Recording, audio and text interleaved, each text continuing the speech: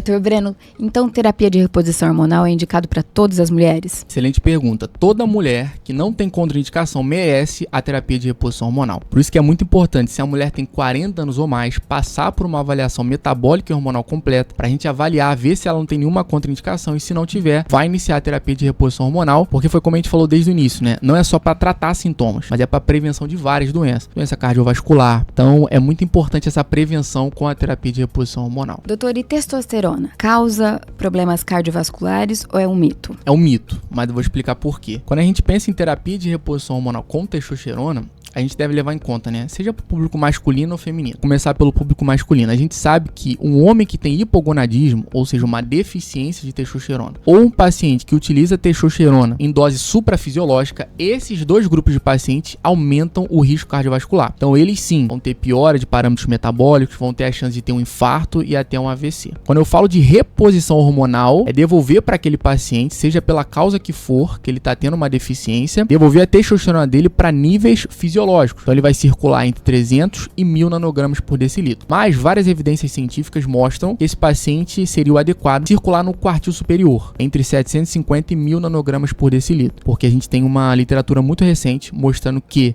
os pacientes que estavam circulando numa faixa de reposição entre 750 e 1000, eles tiveram melhora de parâmetros metabólicos, diminuiu a incidência de ter diabetes tipo 2 e a chance de ter outras complicações. Seria isso.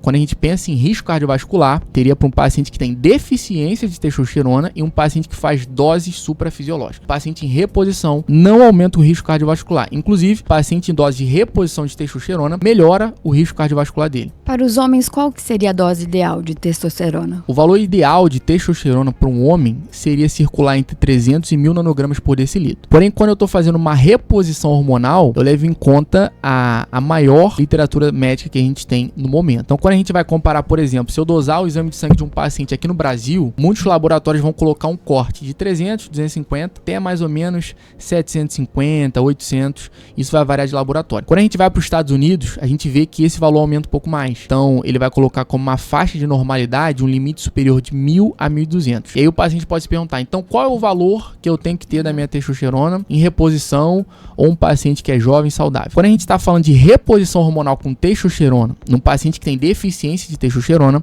a gente almeja quartil superior.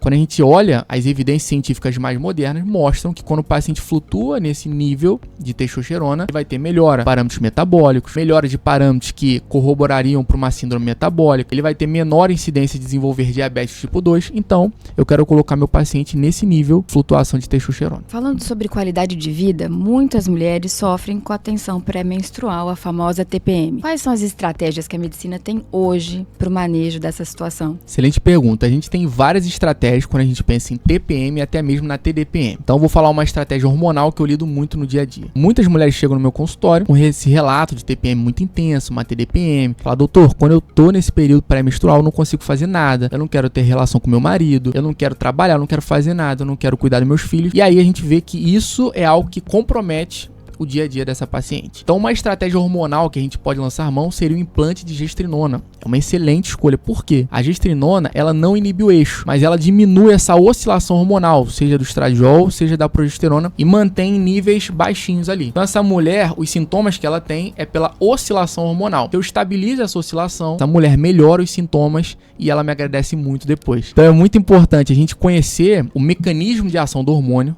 para a gente conseguir ajudar as nossas pacientes numa condição que atrapalha muito a qualidade de vida de várias mulheres. Dr. Breno, e agora vamos falar sobre as famosas canetas emagrecedoras.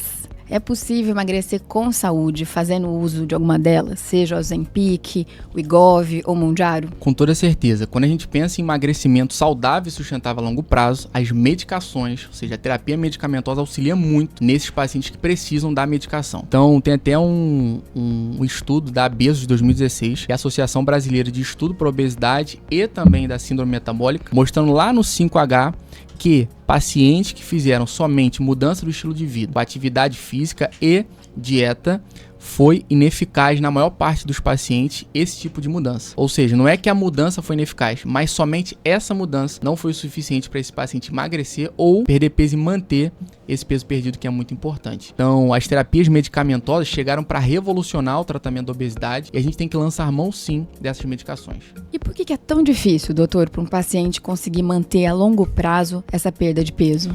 É muito interessante essa pergunta, né? Por que é muito difícil um paciente manter? Às vezes ele até consegue perder, só que ele não consegue manter o peso perdido. Por quê?